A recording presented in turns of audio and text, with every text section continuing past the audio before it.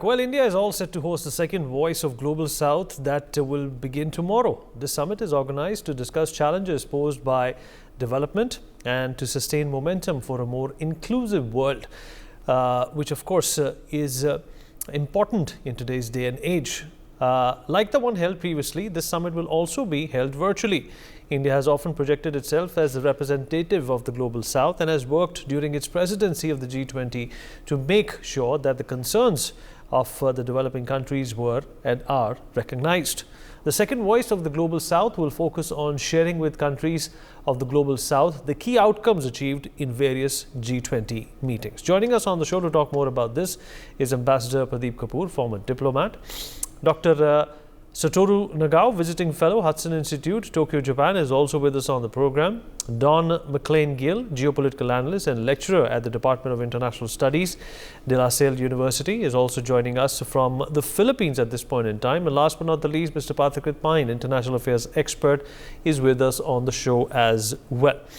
Pathakrit, I'll begin with you. Well, you are a part of the G20. In fact, I still remember your commentary and how you made it very, very clear that when it comes to the Global South, there is no bigger player than India at this point in time. And we've already seen the concerns, the altruism that India showed during G20 was not in fact a flash in the pan. You know, India is here to stay with the concerns of the Global South, and it also perhaps may be the de facto leader of the Global South when it comes to, you know, the day and age that we live in.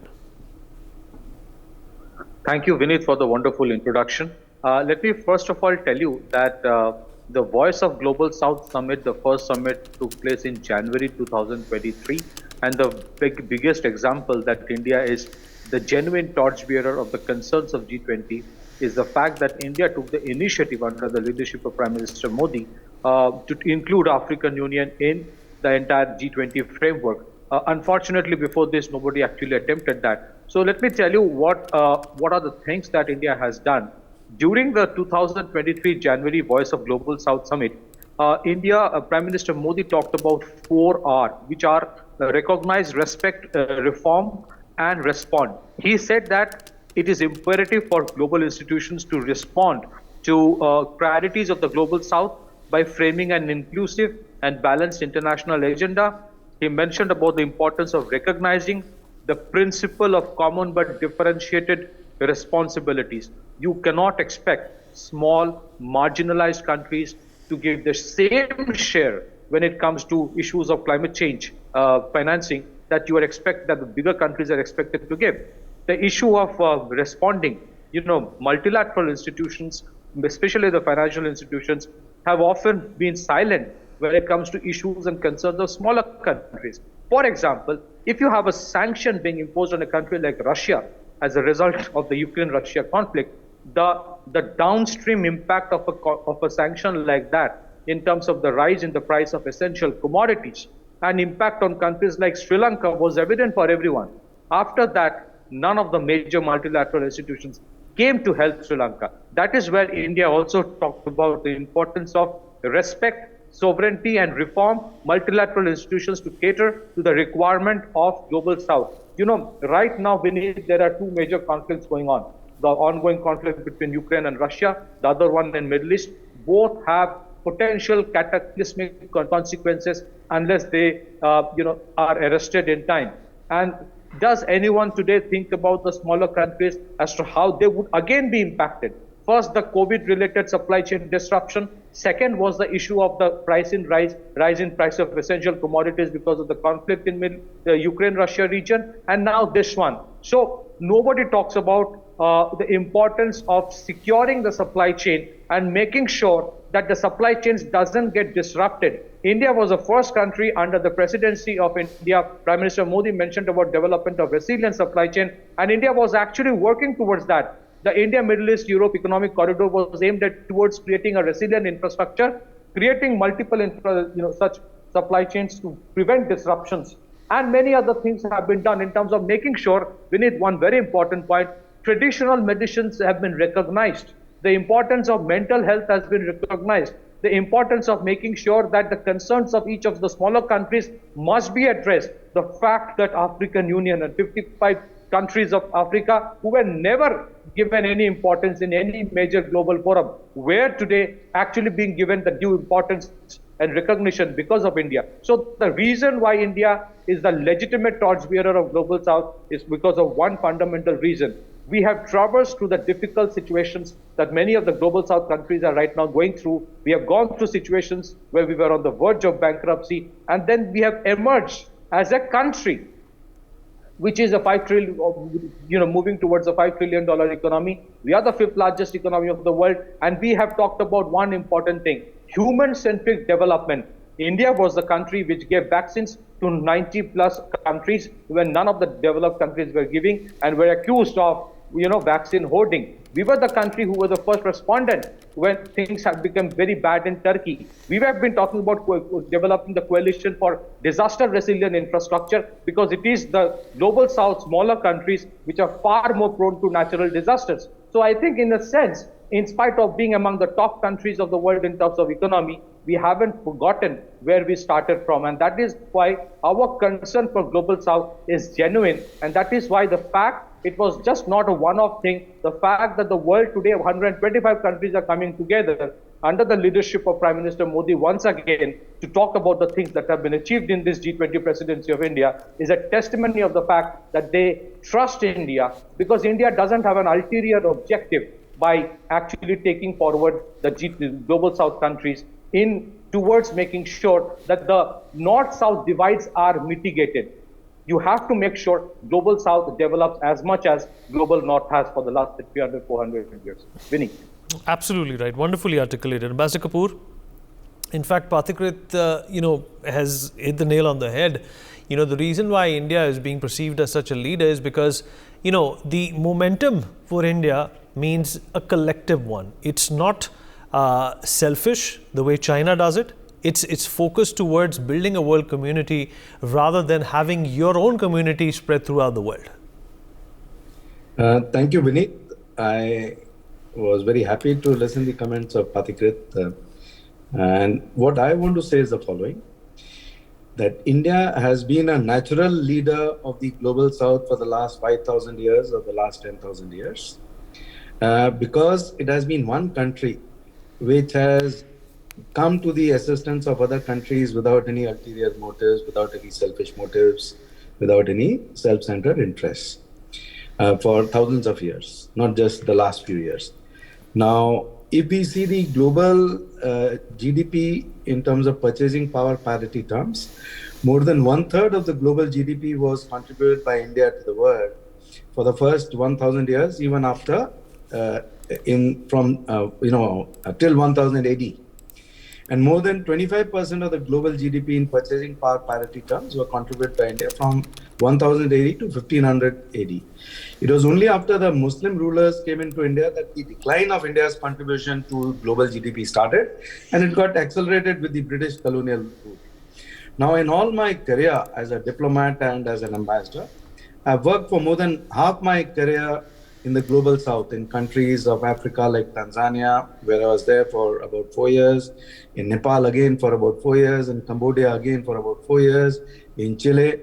So a lot of my career has been spent in the Global South. Now the interactions which I've had with the leaders, with the presidents, with the prime ministers, with the kings and with the others, has been very clear that they have a lot of respect for India, for Bharat, and they were just waiting for Bharat really to fill that space, and they were articulating it very, very clearly.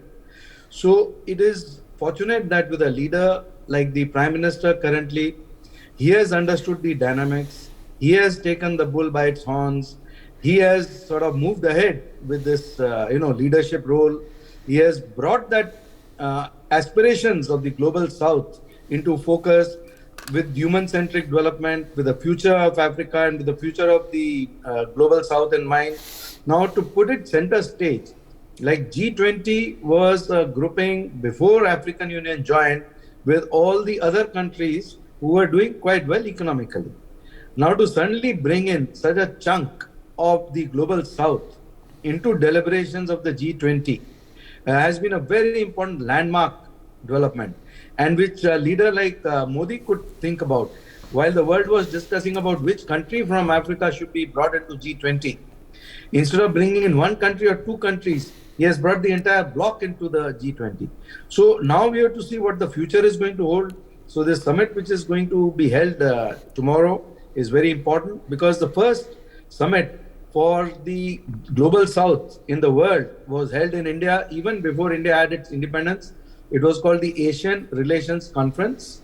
And at that conference in March and April 1947, over 2 weeks, the decision was made that this needs to be expanded into Afro-Asian Relations Conference. And Afro-Asian Relations Conference decision in India gave birth to the non-aligned movement. Non-aligned movement went on a different trajectory later, and India disassociated itself from being active in that movement.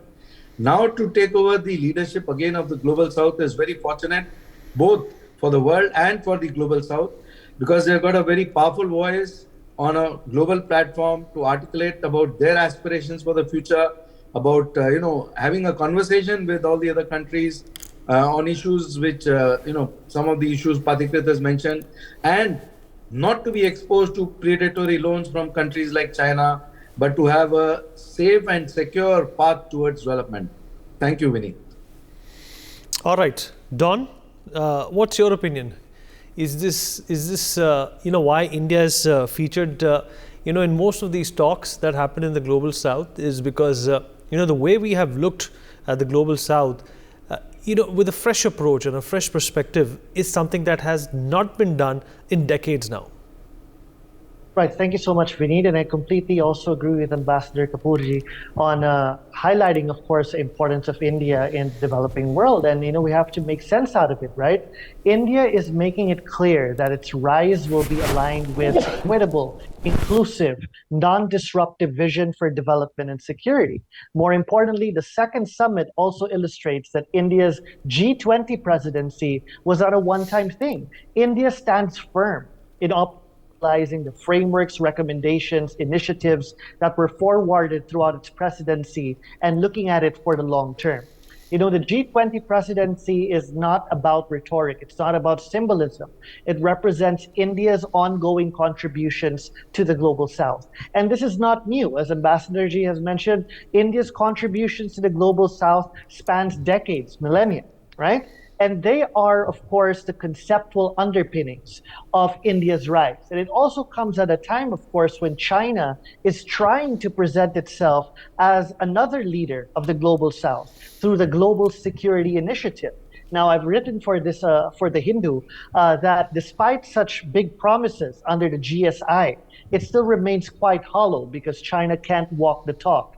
And India, on the other hand, has been walking the talk before it has been even talking. So the walking has been going on for a lot of times, and this has been of great importance to developing countries such as the Philippines that also continues to look at India as an alternative source for development and security.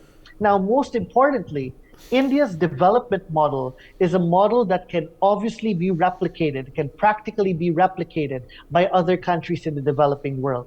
When you look at countries in the developing world in Southeast Asia, in Africa and Latin America, they don't look at China as an alternative model for their development. They look at countries like India that is able to harmonize an inclusive, democratic, pluralistic society in aims of achieving development and security in an inclusive, equitable way. And this is why I've always argued that India's rise represents its practical leadership in an equally diverse and dynamic Asia. And I think there's no other country that is qualified enough to lead a dynamic Asia just as a dynamic, pluralistic, and democratic India has within its own experiences within its borders. And the past few years, throughout the complexities of geopolitics, the pandemic, shocks in supply chains, oil prices, and all these things, India has come out in representing its position to be the most practical, people-centric, equitable and inclusive position in terms of these developments and crises. And this is why India's reputation continues to amass significant recognition because of its practicality as a leader of the Global South. And India does not look at it as a hierarchical order. India treats countries in the Global South as equitable partners. And this is what makes a difference. And this is something that, of course, is quite symbolic of India's rise as a great power as well. Good points there, Don. Dr. Nagao, do you think that there was a time that the world was not fully expecting India to take upon this mantle and this role, but now it's become quite evident with the progress that India has made in multiple fields, that it is the leader of the future that most countries and the global south should align with? Yes, I'm Japanese, so view from Japan, it is welcome move, I want to say. There are two reasons. Firstly, the global south needs leadership, and India is the best option. Because the global south, in the past, this is just poor region, but now global south is rising region. But the weak point of the global south is they lack the leadership. So who should lead? Who should take charge? Western country cannot lead this region because they are former colonial master. And we should not allow China to lead. That is very important now.